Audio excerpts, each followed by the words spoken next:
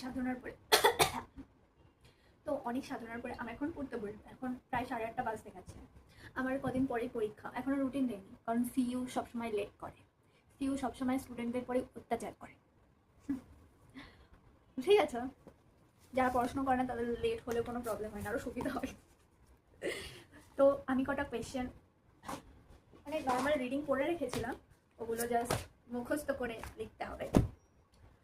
তো আমি তো ভাবে একদিনে 3টে কোয়েশ্চেন মুখস্থ করে লিখবো, কিন্তু আমি একদিনে একটা কোয়েশ্চেনই পড়ি।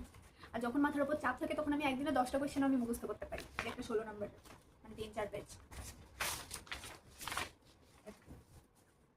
ঠিক আছে, তো আমি পড়তে বসি। পড়া শেষ হয়ে গেলে আমি পুরো 1 ঘন্টা পরে আবার আসবো।